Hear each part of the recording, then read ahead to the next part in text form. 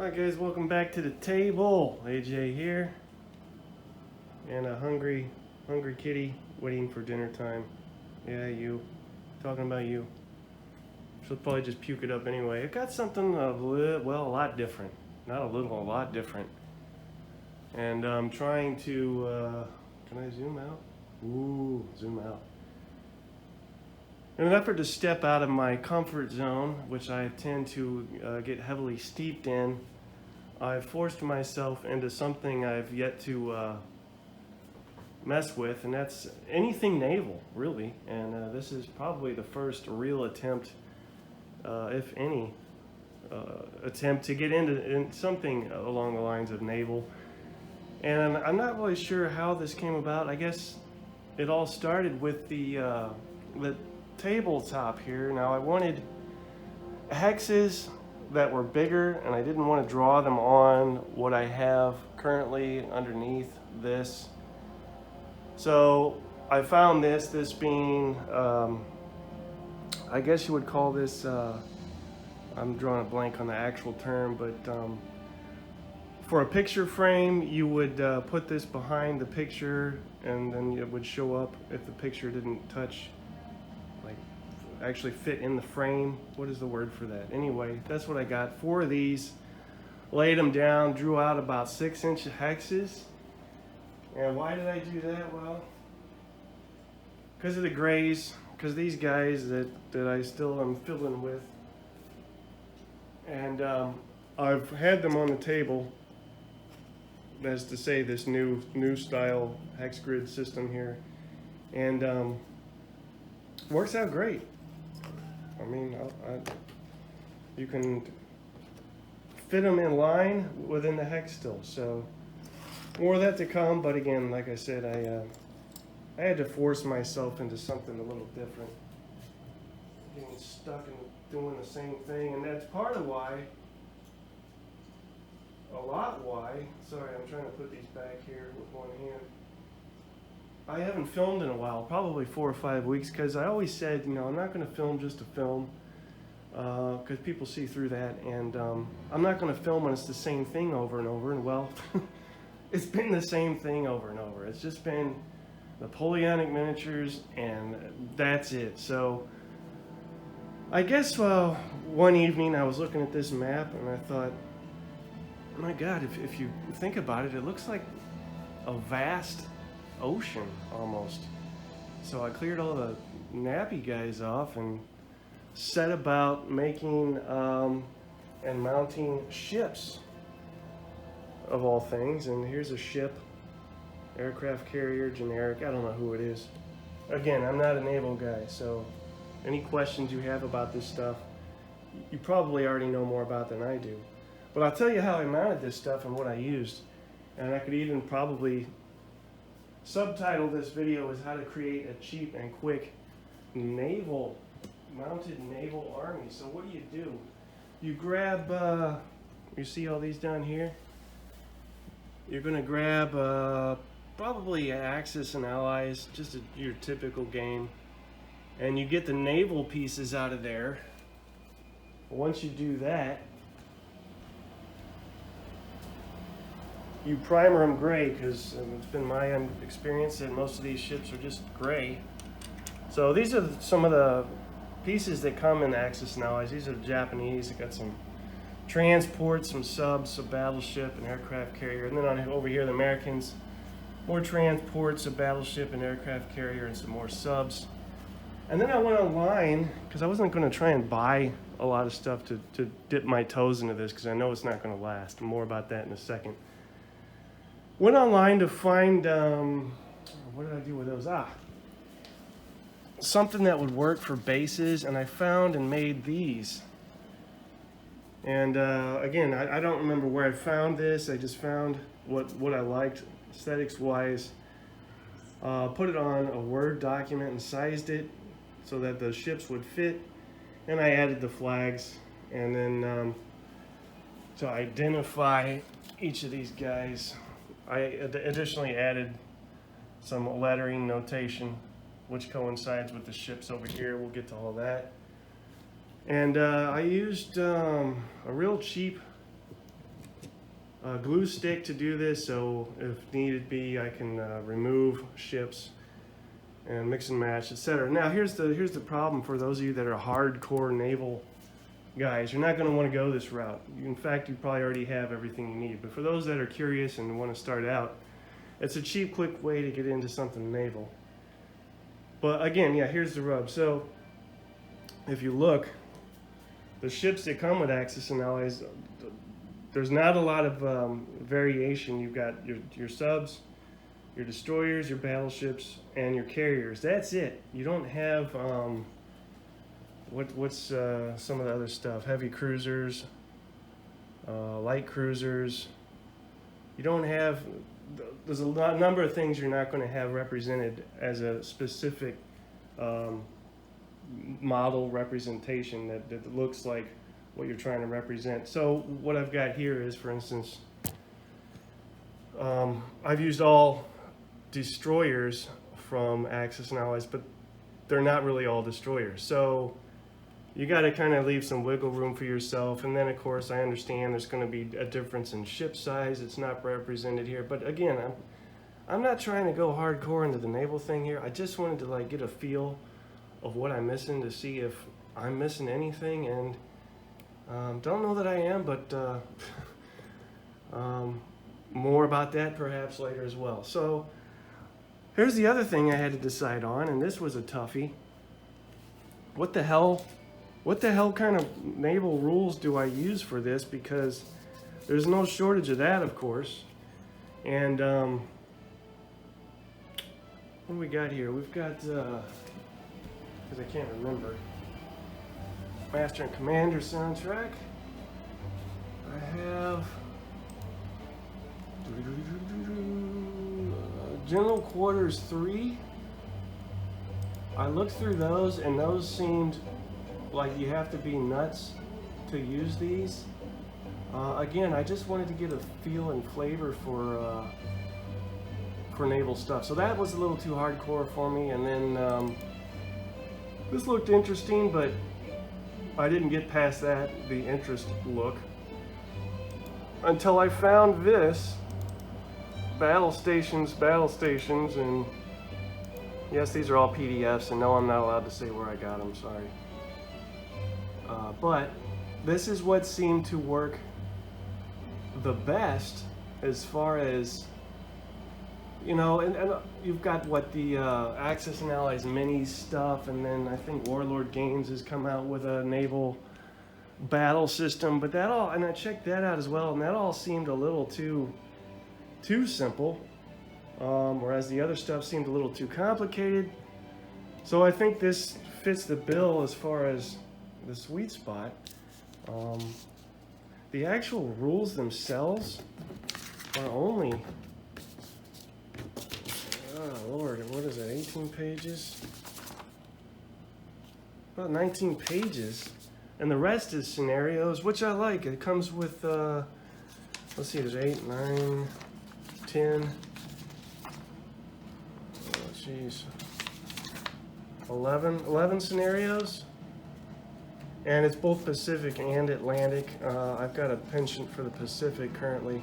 Then you get ship, all your charts are included. It counters as well. I don't currently have access to the counters for reasons I can't disclose. And then all your ship charts, see? All that. And it's just pages and pages and pages of ship charts. So you can do your own scenarios and add whatever ships your heart desires. So I got these laid out, and I don't know what the hell I'm doing because I don't know how the ships are even supposed to be on the table. But the scenario, so let's back it up. Scenario 8. Don't typically film things with a moving camera, so bear with me here. Scenario 8, I'll set you down in a second. You guys are all probably nauseous and vomiting, motion sickness. Battle of Cape, and I'm going to say this wrong, Esperance, 11th of October 1942. Patrolling the entrance to Iron Bottom Sound, now that right there should give it away. The United States Rear Admiral Scott unexpectedly discovered an enemy fleet to the northeast of his position. Scott quickly reacted and successfully engaged the Japanese fleet in a fast and furious action. Well, probably not going to be so fast and furious with me running the thing. By the battle's end, Scott had bested his opponent, Rear Admiral Gull, to sinking one Japanese heavy cruiser, the Furutaka, and one destroyer for the loss of only one U.S. destroyer. Fleet morale, the United States begins with 13 and Japan at 7. You have no initiative modifiers. It is a night scenario. Night spotting is in effect. Ships marked GR have gunnery radar. I didn't see that any ships, we'll get to those in a second, have that. Then it discloses the major and minor victory conditions for Japan, major and minor victory conditions for the US. And it does give your command structure. So the Japanese forces are commanded by Rear Admiral Goto on board the Aoba. And so that would be the flagship. Japanese are divided into one cruiser division and one destroyer division of 2, which I have represented here to the best of my ability. U.S. cruisers are divided into, let's see, United States forces are commanded by Rear Admiral Scott aboard the San Francisco. U.S. cruisers are divided into 2 cruiser divisions with San Francisco and Boise in one, and Salt Lake City and Helena in the other.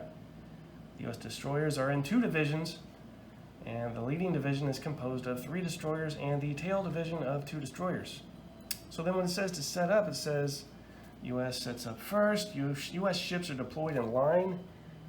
Okay, that's the best I can decipher as far as ships in a line.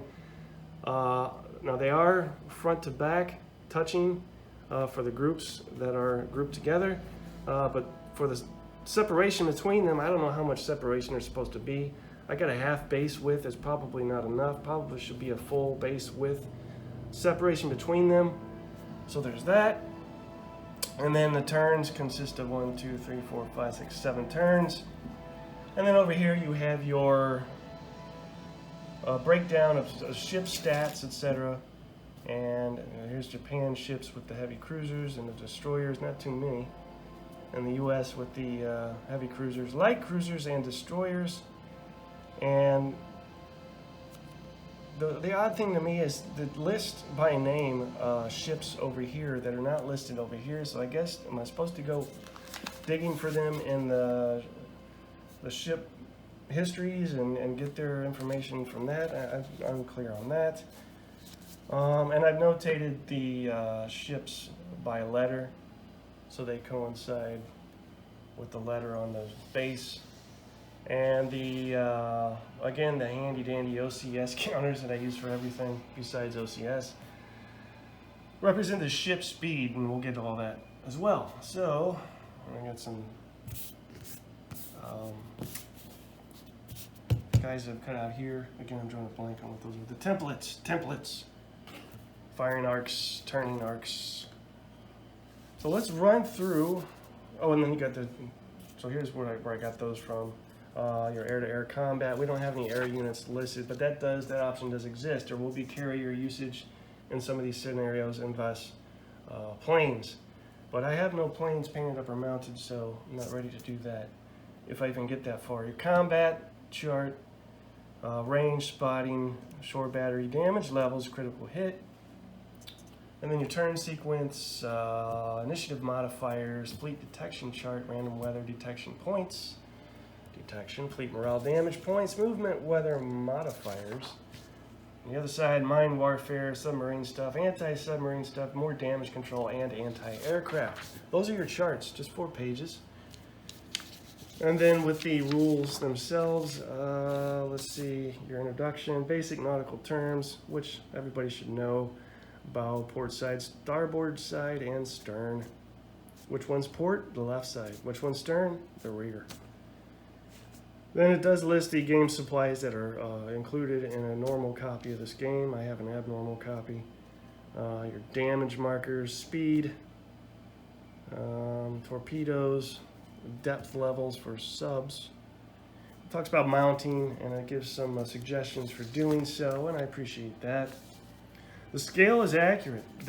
These ship figures that come in Axis and Allies do coincide with the recommended scale of this game, which is 1/2400.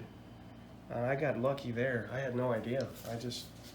That was sheer luck. So that's another reason to use these rules and those Axis and Allies ships.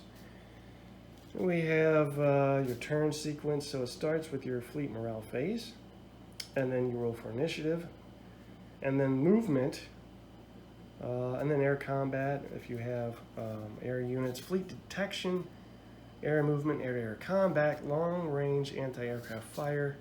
And again, you're not going to use all this if you don't have the stuff in play that's listed. Short-range anti-aircraft fire, aircraft attack ships, damage control segment, and then you get the surface combat, surface damage control segment, torpedo damage control segment, your anti-submarine warfare, and then it cuts to, breaks down each of those things we just listed, right? So your initiative goes into depth there, movement, which is given in inches. Let's see, as an example, the way it's listed, let's see here. If your movement is listed as, for instance, 12/8/4, that would be fast, medium, and slow. And the inches you can move. And you can move, if you were moving slow, and it said 4, you could move from 1 to 4 inches, but not beyond 4. Otherwise, that would become a medium speed. So unless you're changing speed, you don't want to do that. Speed increases or decreases. And each turn a ship may increase its speed by only 1 level or decrease its speed by only 2 levels. Something I'm sure I will forget. Can also be dead in the water, but I'm assuming that's bad. You know, it makes you an easy target, I would assume. It does talk about dead in the water. You can tow, collision, and ramming. Running aground, don't plan on doing that. Then it talks about your turning templates. Example of surface movement, submarine movement, depth levels. We have no subs in this scenario. Weather effects on movement detection and spotting, surface detection, and the range with which we can spot is abbreviated since it is a night scenario. Talks about radar if you have it, fleet detection, and combat. You've got your armor defense and gun penetration attack ratings that need to be checked before you roll on any charts. Because if there is a difference greater than 2 letters, so you have these letters that represent, again, your armor defense and gun penetration. And where's that at?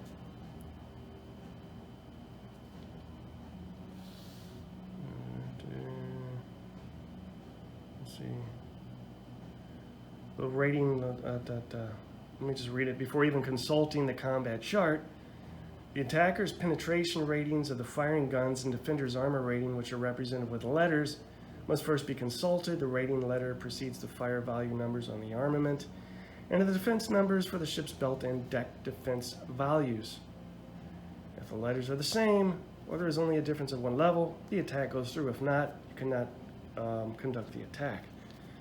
You're determining range, and then how to use the combat chart. Critical hits, mandatory critical hit special cases, control of fleets, and that's basically for, yeah, it breaks it down in divisions, flotillas, squadrons, task force, etc. Smoke, and it has special rules so that you can't use smoke all the time, which wasn't realistic. Damage repair, and I have read that these rules are a little too lenient in allowing for probably too much and damage repair and too often, but that's easily house ruled, so I'm not too worried about that. There's an optional damage rule. You can roll on a 20, and that's what this game uses, is a 20-sided die, just one.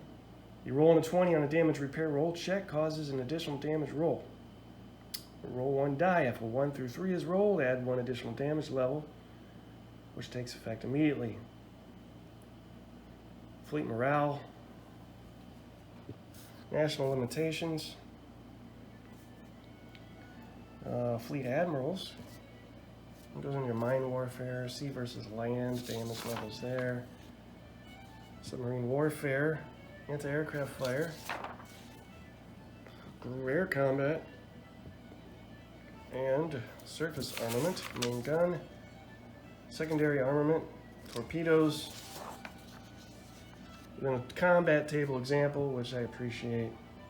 Resolving surface combat, determining range, determining a fire arc, arcs of fire, bow or stern fire. You really want broadside fire. That's where you can bring the full force of your guns to effect. Let's see. And then your ship chart explanations, aircraft chart explanations, and that's your rules. Now, again, bear in mind you're not going to need all this if you're not using all this. So, if we don't have aircraft, that is to say aircraft carriers, we don't have aircraft, so we don't have to worry about that. If we don't have subs, we don't have to worry about a nice big chunk of rules. So you can learn essentially the rules a little at a time. So like what I have here, and I think at this point I can now just set you up. And what I have here is just surface vessels, and I have no, let me bring in, no subs, no aircraft to worry about again, so I guess what I'm trying to say is maybe, but by way of learning the ropes of this, yeah, so everything's in camera there, might be a good way to start out. So you learn the fundamentals of the surface vessels, and then you can bring in aircraft, and then maybe you can bring in subs, and then combine it all together if your heart so desires. So how far did I make it? The farthest I've made it with this game thus far is setting it up. I ran through the initiative, I ran through the movement phase. The Japanese had the initiative, I believe, yeah, hence this. And then the Japanese moved, and everybody is at, I didn't have information on what speed they should be at, so I've got everybody at the slowest speed. And I had this guy here, which was Fubuki class destroyer, Japanese destroyer, fire his bow fire, I guess you call it, and he missed. He didn't. They were. Oh, and I did the spotting, and they were spotted. So that's all fine and dandy, and that's where I stopped. That's as far as I got. So maybe I can try and run through another fire attempt here. And remember, what you do is, we are in range because I've already checked it, and already spotted, so we don't have to worry about that stuff. Now, I don't know if once spotted, always spotted, or they can become unspotted. I guess weather, I believe a storm can make them become unspotted once they're already spotted. Don't quote me on that. I might be making things up again. So just to run through this for you guys, armor, defense, and gun penetration attack ratings. Now, again, remember what I read, before even consulting the combat chart, you got to check, you got to compare the ratings to see if the attack is going to go through. So on this E, which is the same as the D, this Fubuki class destroyer, we're looking at his main fire value, which has a D preceding some numbers. So bear that in mind, right? And he's going to fire at this guy here, which is the light cruiser Helena, who has a defense value of C. So because that is only one level of difference, the fire can take place. If that was a, just for, by way of example, if that was a, who is this? D, the Helena. If that was, say, a B and a D, or a C and an E, you get the point. Then the attack could not take place. But it can. So then we go from there, determine range. We're already in range. Then we go to the combat chart. Firing ranges are listed on the top of the combat chart, and below each range are the attack numbers, which range from -6 to +6. So we need to find out this guy's range, which is, his ranges are main fire value. So I believe that is, again, I'll show you what I'm looking at here. You see where my thumb is, the D for his main fire value that we compared to Helena down here with the C. That's what we just compared. But now we got to figure out his ranges, and I believe that's what these numbers are for close, normal, and extreme range. But I don't know what the inches are on that range, so we got to find that.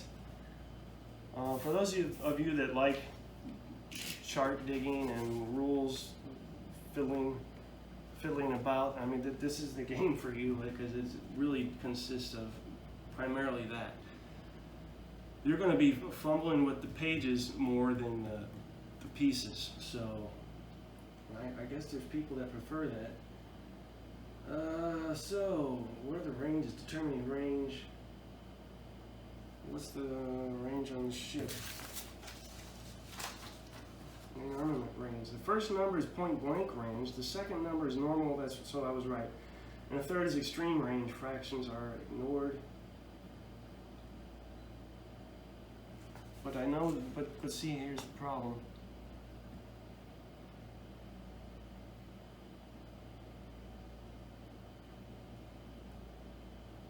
And there's an 8-inch. Oh, I'm sorry, 5-inch. Right?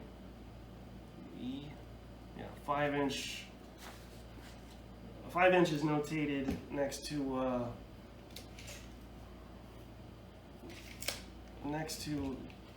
well, preceding all the other information for his main fire value. So does that mean?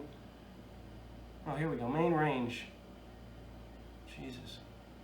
Main fire value, main range. So close would be 3 inches. Normal range would be 15 inches, and that's what he's within. Definitely within normal range. And then it can go all the way up to 20 inches for extreme range. So 15. So I'm guessing that means 3. So you take that and apply that to that, and you get that. Using a combat chart. Normal range. Yeah, that's what we got.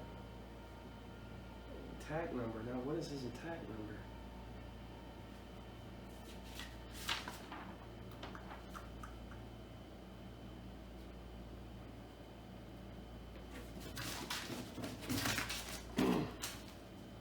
That's what that is.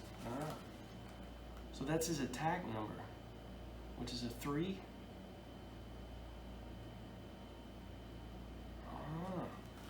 So we're looking at this combat chart, right? He's in normal range, which is this here. See the thumb again, see my thumb? Normal range there. And attack number is 3. So I'm guessing we go by that? Is it a +3? Why am I asking you guys? Oh. Maybe somebody out there's played this and know what the hell I'm doing. So if his attack number is 3, I don't see anything else that would be his attack number. You see what I'm saying? This is for one ship to fire. But again, I don't know what I'm doing. I assume once you learn the rules, things will move a lot more smoothly. This should be the case.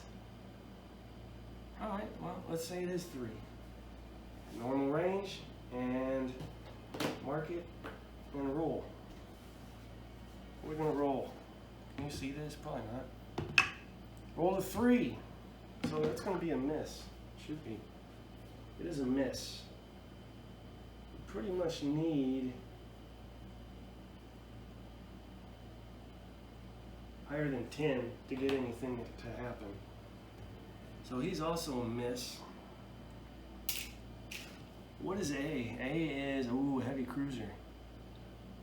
And his main range is 4 inches for close, 25 for medium, and 30 for long. Well, guess what? He's going to be at medium. Medium range for this A is, that's our flagship. That is the Aoba. Maybe he'll get lucky. And so his main fire value, 6. Normal range, that's 6. So if we can get higher than a 10, for God's sakes, we're going to get a result. I don't know what's happening. I got a 2. You ever switch out dice because they suck so bad? I've done that a lot recently. I just fire a dice and get new ones. Well, our flagship wasn't able to do anything. How about B, is also a heavy cruiser like our flagship, but same stats. So let's see what this guy here can do. He would be firing, of course, on the Pensacola. Not the Pensacola, but Pensacola class. Heavy cruiser. Is that what I'm trying to say? And he did so, 19. That is a critical hit. I don't know what that means. Let's learn together. Critical hit. Whenever a critical hit number is rolled, and that was on doodah day here. B, right? Is that what I said? Yes, that's what I said. Critical hit. Alright. Whenever a critical hit number is rolled, consult the critical hit chart to determine the damage inflicted on the ship. Critical hit chart. Number rolled. Is that what it said?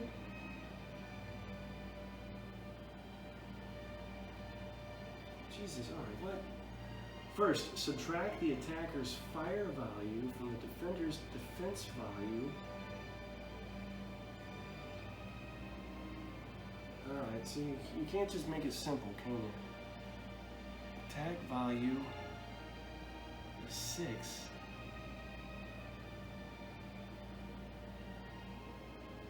Defense value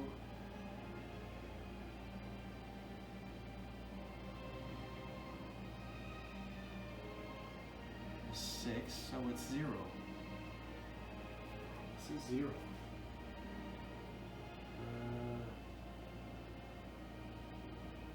Fire of defense by determining whether attack number is less, equal, or greater than equal.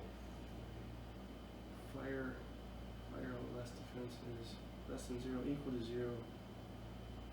What? Greater than 0. Alright, it's equal, so now what? Then cross-reference it with a 20-sided die roll. I roll a 19 again. That's the weirdest die I've ever rolled. And now that says I've gotten 4 damage.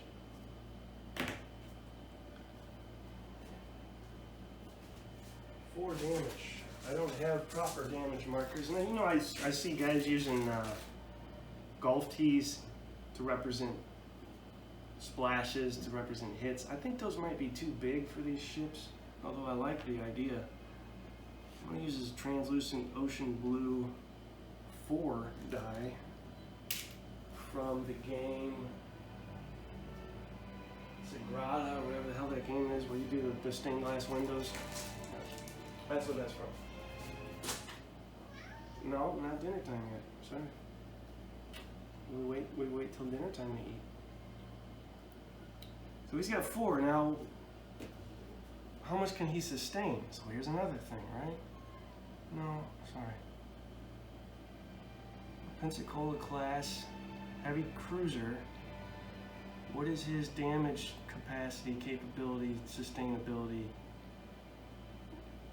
I don't know. How does that work? There's that. What about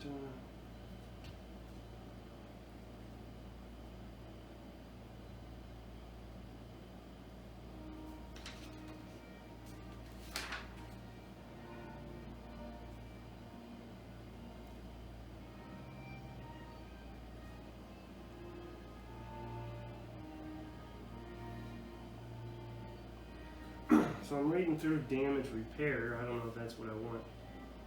Ooh, here we go. I found it on accident. Accidentally on purpose. Purposely on accident. 16, 17. Why would it be listed? Ah.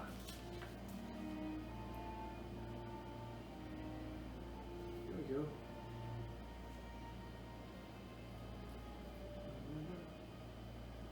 No, I don't know if that's right.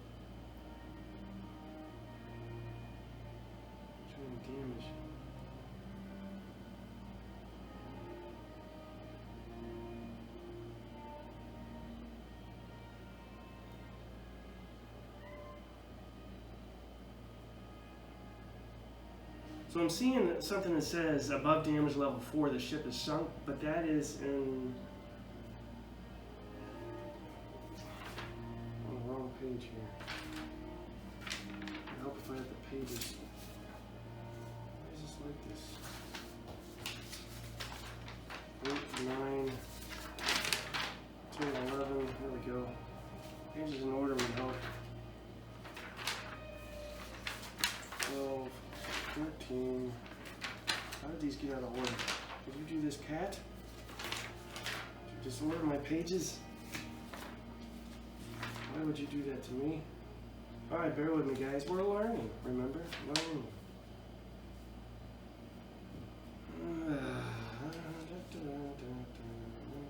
Okay, here we go. Resolving, determining range, determining fire arc, arcs of fire, bow or stern fire. Line of sight. And then it goes to that.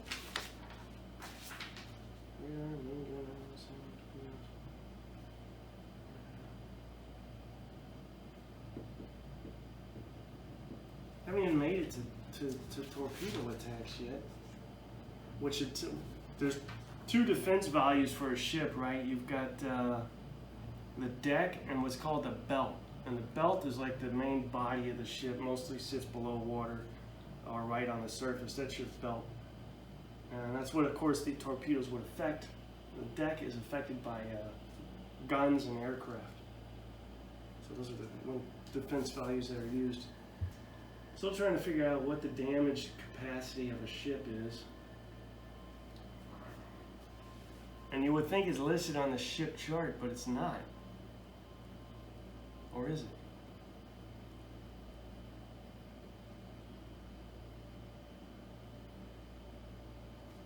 Check that.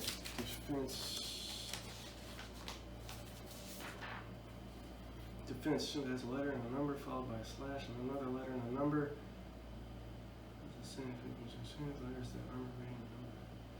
The letter is the armor rating and the number the defense value. The number is subtracted from the firing chips to right. Like a normal rating. Use the deck defense value for extreme range.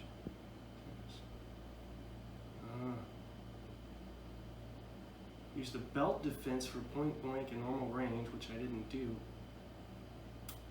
I used the deck defense. Should have used the belt defense.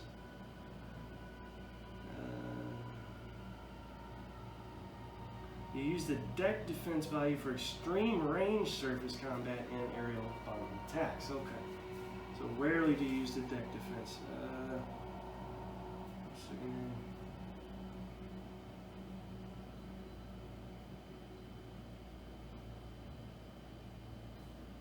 I'm still not seeing what the hell damage does. I can make it up, I guess.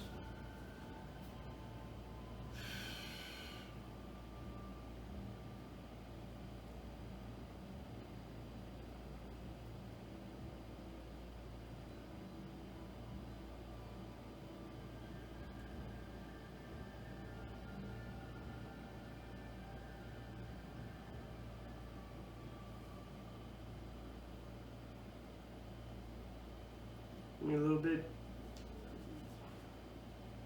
a little bit more time here and I'm going to give up. Not necessarily the game's fault. Again, this is me. I'm someone who has a limited familiarity with the rules here. I probably only read them cover to cover 1.5 times and then the rest is just skippity bippity. So, and I've already said I don't know what I'm doing, so it's probably operator error here, but I don't know what the hell damage, as I've already stated, does to a ship. Surface damage, all it talks about is surface is damage control. As hits are scored, hit markers are placed. Once all combat is resolved, you roll for damage control. But when do you sink a damn ship? Here it is, sinking a damn ship. No, that's not it. This is silly. I mean, this is really silly.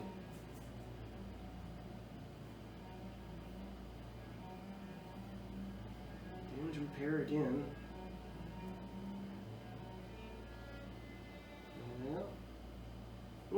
Torpedoes 17.0. Let's look at that. Hey guys, for future reference, there's this handy thing in rulebooks called Table of Contents. Yeah, let's use that. Let's use that. Damage levels, 4 levels. Well, we're at damage level 4 with that single attack. Main armament, secondary armament, and torpedoes cannot fire or function. This is a result of being hit. Again, this is our Pensacola heavy cruiser class, something or other stuff, and who has a level 4 damage.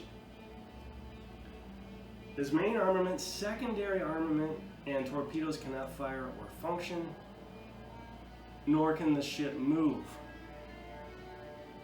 Until repaired or towed, the ship remains stationary. Submarines are forced to surface and can no longer submerge. Well, this isn't a sub. And guess what? Above damage level 4, the ship is sunk. So this guy is no longer going at speed 1, he's going at speed none. Take that away to represent that. That's interesting. So how does that affect? Now these guys got to go around his ass.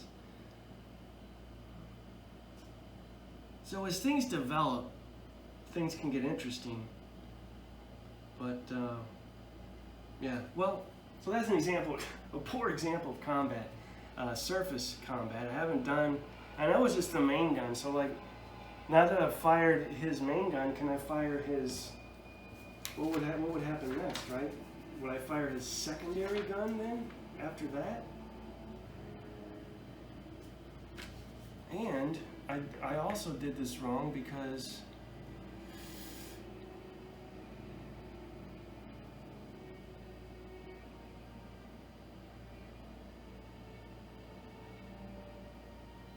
I think I used his what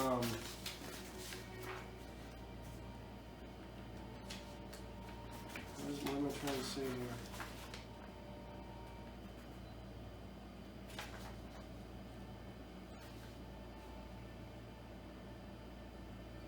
He didn't fire.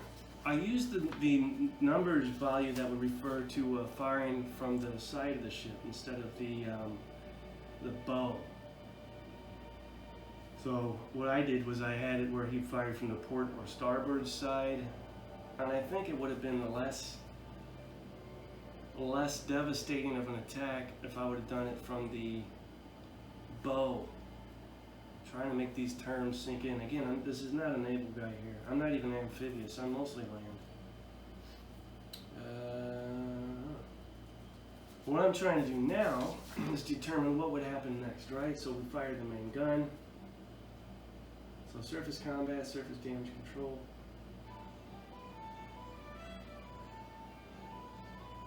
Long range. Third sequence, mission, air combat. Short range attack, surface combat. Surface combat attack resolution is simultaneous. Hits do not take effect until the damage control segment. So that's another thing to keep in mind. This combat's taking place simultaneously, so this guy can fire back, and he would not fire with this penalty here. It would not take effect until after he fired, then hits would be established. After everybody's fired, hits would become written in stone. So there's that to bear in mind.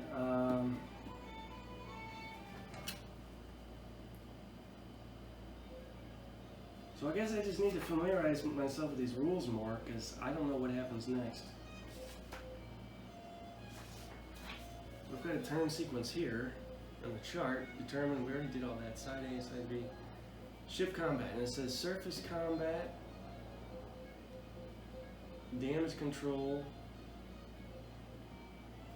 Then we would do torpedoes and then damage. So that clarifies that. But so I guess he would be able to fire again with his secondary gun. Main fire values, secondary fire values, secondary range. So at this point we need to know what main and secondary. Main armament. The first number is the gun size given in inches, followed by a letter, blah, blah, blah. The number in brackets is the full broadside fire value of the ship.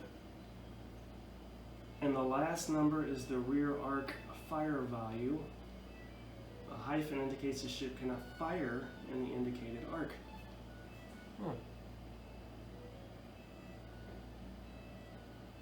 So maybe I did that correctly based on what this says.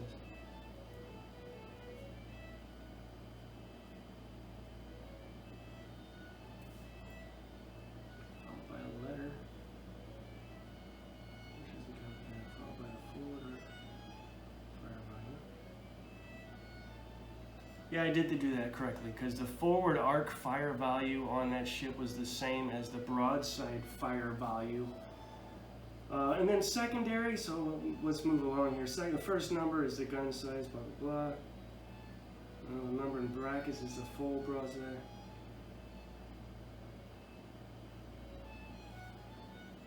So I'm unclear on the secondary firing. Do you choose to fire main or secondary, or can you fire both? Again, I just wanted to give you guys what's been going on and a brief flavor, feel of what I've been dealing with, and I probably won't be dealing with this much longer. I'm going to bring Napoleonic stuff back out here, but again, it's healthy to build new neural pathways, and how do you do that? You do something different. You force yourself to do something different, and that can range from a number of things, as simple as a lot of us probably drive the same way home from work every day, and I'm sure there's a good reason for that because you want to get home as soon as possible. But force your brain to think and maybe drive home a different way one day. And yeah, step out of your comfort zone and try and learn something new, something you've never done, which is what I'm doing here. And it really, it's just like nourishment for your brain, right? So that's that. All right, I'll cut you guys loose. And the next time you see me, I can almost guarantee there's going to be Napoleonic stuff on this table here. So, all right, y'all, stay safe.